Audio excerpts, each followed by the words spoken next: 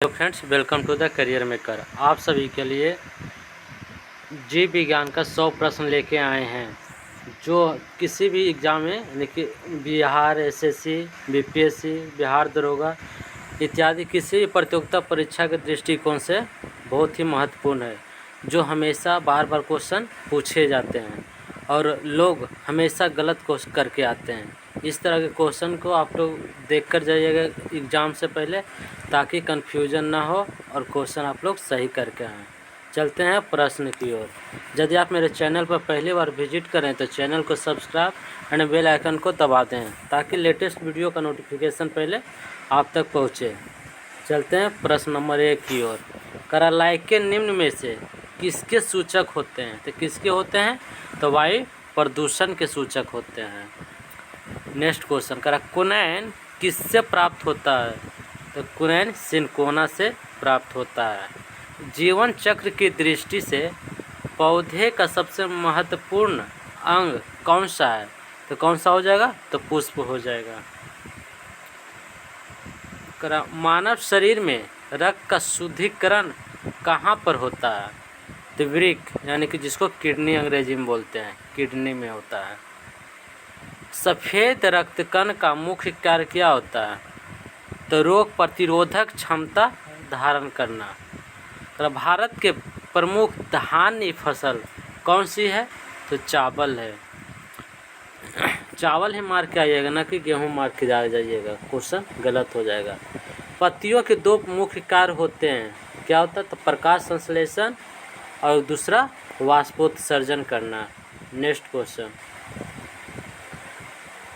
रात्रि में पेड़ के नीचे सोना हानिकारक होता है, क्योंकि पेड़ छोड़ते हैं, रात में पेड़ क्या छोड़ते हैं? तो कार्बन डाइऑक्साइड, जिसका रासायनिक फार्मूला क्या होता है?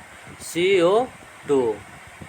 नेक्स्ट क्वेश्चन, मानव शरीर में प्रचुर मात्रा में कौन सा तत्व होता है? तो कौन सा होता है? ऑक्सीजन होता है।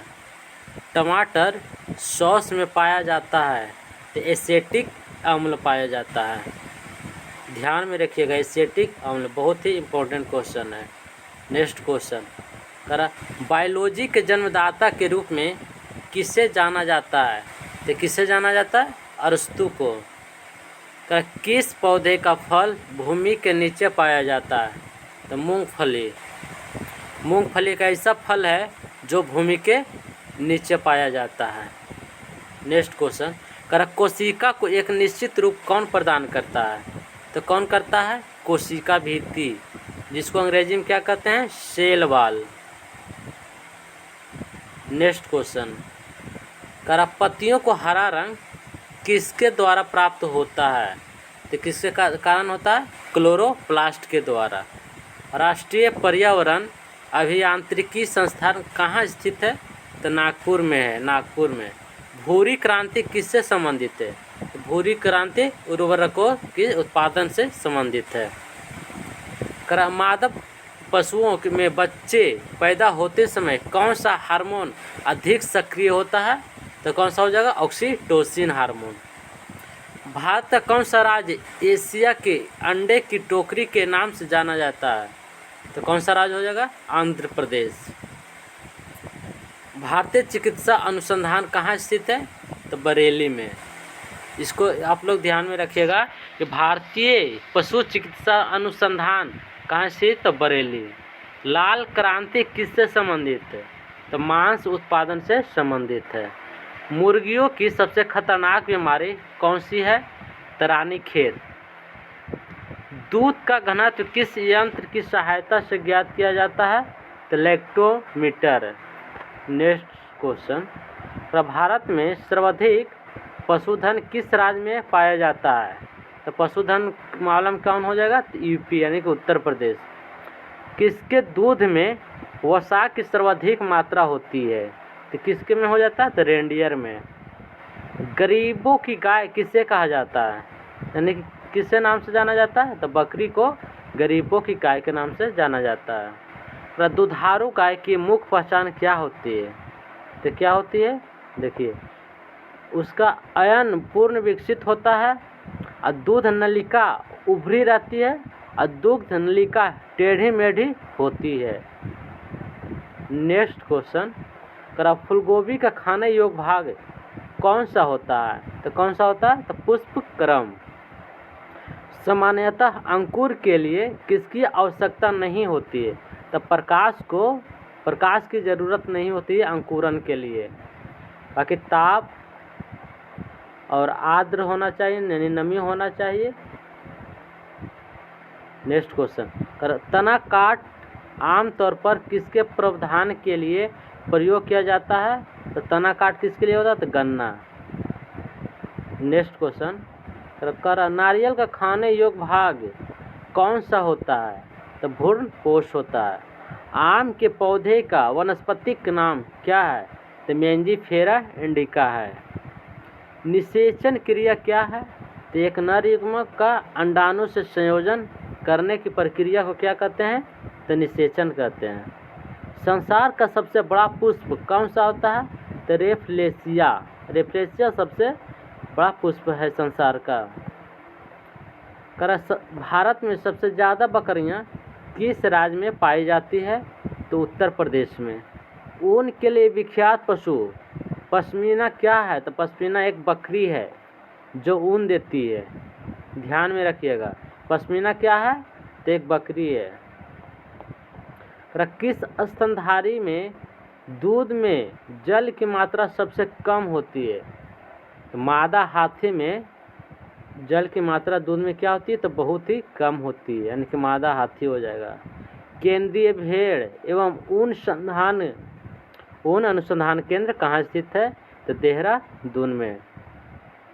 मनुष्य के शरीर में एंटमीबा हिस्टोलिटिका कहाँ पाया जाता है? तो आंत में पाया जाता है। मच्छर में मलेरिया परजीवी का जीवन चक्र किसने खोजा था? तो रोनाल्ड रॉस ने खोजे थे। किसमें रक्त नहीं होता किंतु वह शोषण करता है? तो हाइड्रा में रक्त नहीं होता और शोषण की प्रक्रिया है जो होता है। किसे जेली फिश के नाम से जाना जाता है? तो ओरिलिया है जो जेली फिश के नाम से जाना जाता है। किसके अधपके मांस को खाने से फीता कृमि यानी फीता कृमि मनुष्य की आंत में पहुंचता है? तो सुअर का मांस खाने से फीता कृमि मनुष्य की आंत में पहुंचता है। केचुए में कितनी आँखें होती है? तो केचुए में नेत्र नहीं होते हैं, आँख नहीं होते हैं। तितली की आँखें रात में क्यों चमकती है? बहुत ही इम्पोर्टेंट क्वेश्चन है, very very important. Tapetum lucidum के कारण तितली की आंखें रात में चमकती है। नेक्स्ट क्वेश्चन करा, समुद्री घोड़ा किस वर्ग का उदाहरण है? तो मत्स्य वर्ग हो जाएगा। समुद्री घोड़ा क्या हो जाएगा? तो मत्स्य वर्ग। करा, मलेरिया रोग का वाहक कौन है? तो मादा एनाफिलीज मच्छर है जो मलेरिया रोग का वाहक है। करा, सबसे विषैली मछली कौन सी हो जाएगी? तो पाषाण मछली है जो कि बहुत ही विषैली है। सबसे बड़ा जीवित पक्षी कौन सा है? तो शुतुरमुर्ग सबसे बड़ा जीवित पक्षी है। करा, घोंसला बनाने वाला एकमात्र सांप कौन सा हो जाएगा? तो किंग कोबरा है जिसको नाग बोलते हैं, नागराज। पावोक्रिस्टेसस किसका वैज्ञानिक नाम है? तो मोर क्या है? तो भारत का राष्ट्रीय पंछी है। सबसे विशाल जीवित स्तनपायी प्राणी है तो कौन सा हो जाएगा? नीली व्हेल है जो सबसे विशाल जीवित स्तनपायी है। सबसे छोटा पक्षी कौन सा है? तो हमिंग बर्ड है जो बहुत ही सबसे छोटा पंछी है। नेक्स्ट क्वेश्चन, तारपीन का तेल किससे प्राप्त किया जाता है?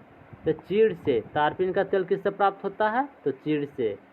सामान्य प्रयोग में आने वाला मसाला लौंग कहाँ से प्राप्त होता है?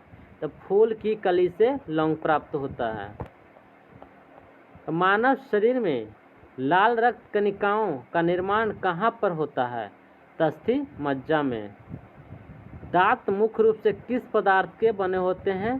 तो डेंटाइन से क्या होता है? दांत बने हुए रहता है।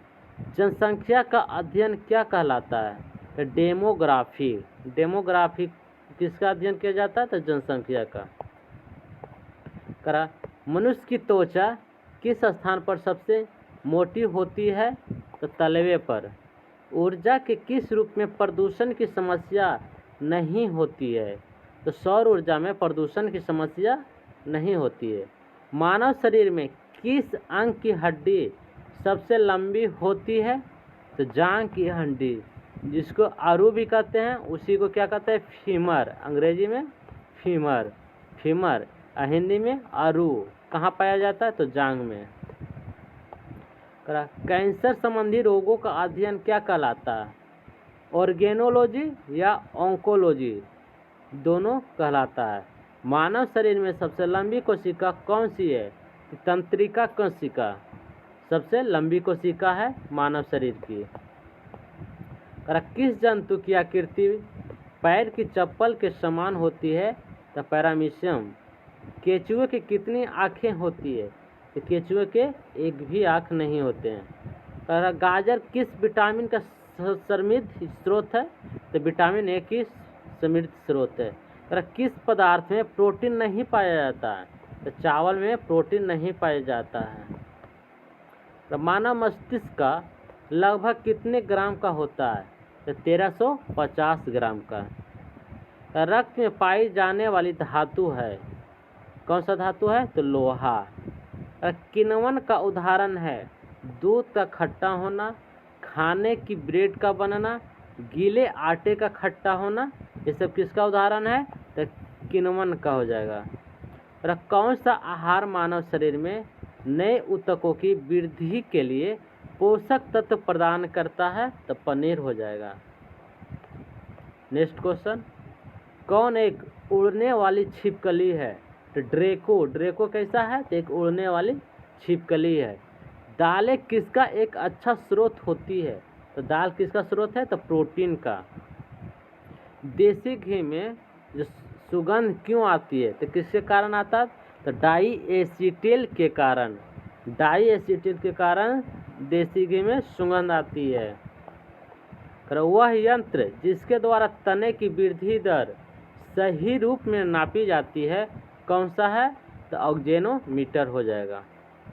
अग्नि निर्जा रोग किससे संबंधित है? तो सेब से हो जाएगा।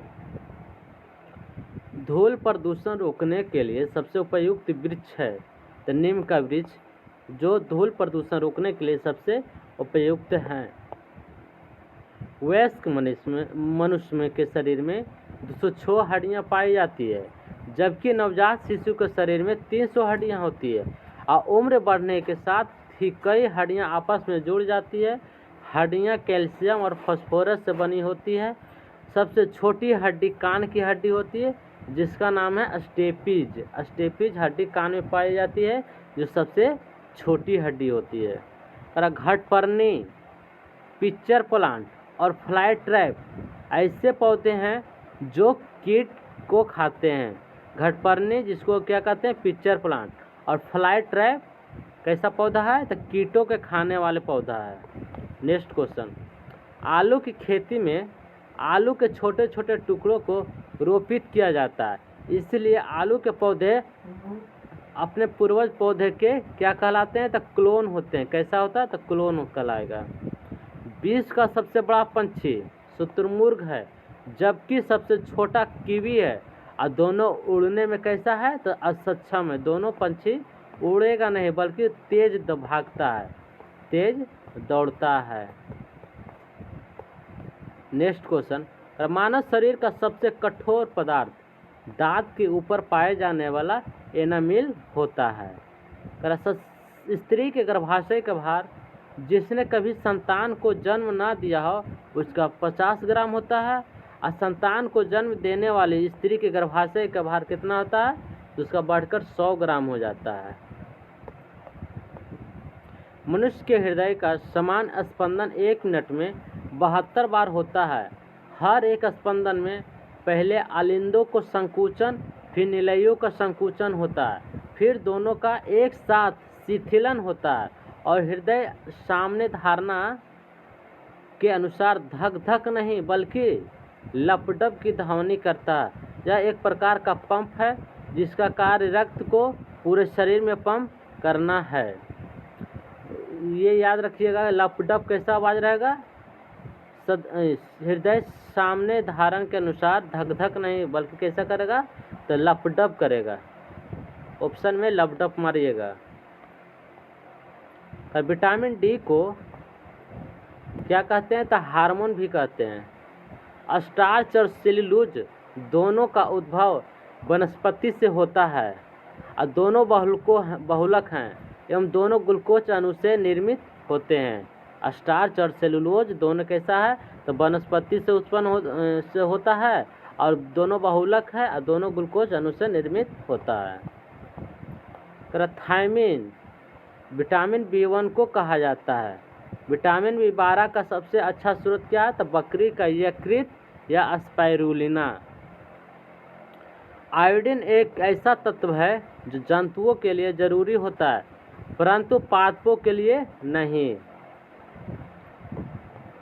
नेक्स्ट क्वेश्चन, विटामिन सी एक अस्थायी विटामिन है जो पकाते समय तथा भंडारण के समय आसानी से नष्ट हो जाता है।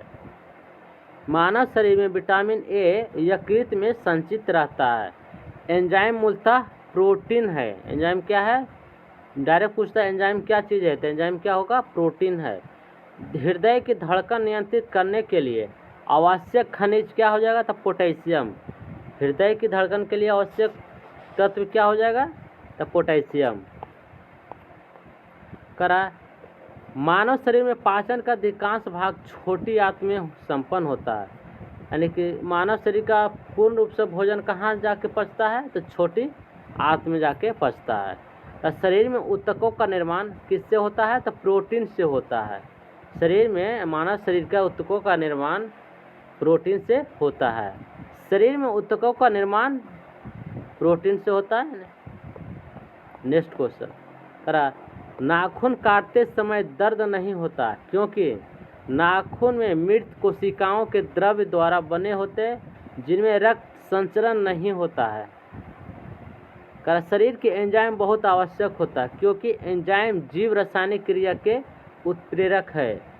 एंजाइम किस तरह से कार्य करता है? तो उत्प्रेरक के रूप में भी कार्य करता है। कहता सोयाबीन में प्रोटीन की मात्रा सर्वाधिक होती है। क्वेश्चन पूछा जाता है प्रोटीन की सर्वाधिक मात्रा क्या चीज़ में होता है? तो सोयाबीन में। फलों में शर्करा लवण प्रचुर मात्रा में होते हैं लेकिन प्रोटीन अल्प मात्रा में होते हैं। फल में प्रोटीन की मात्रा बहुत ही कम रहता है। दालों में प्रोटीन और विटामिन प्रचुर मात्रा में होते हैं लेकिन कार्बोहाइड्रेट अल्प मात्रा में होते हैं। फ्रेंड, यदि ये वीडियो आप लोग को अच्छा लगा होगा तो अपने दोस्तों के साथ शेयर करें और यदि आप पहली बार मेरे चैनल पर विजिट करें तो चैनल को सब्सक्राइब एंड बेल आइकन को दबा दें ताकि लेटेस्ट वीडियो का नोटिफिकेशन पहले आप तक पहुँचे।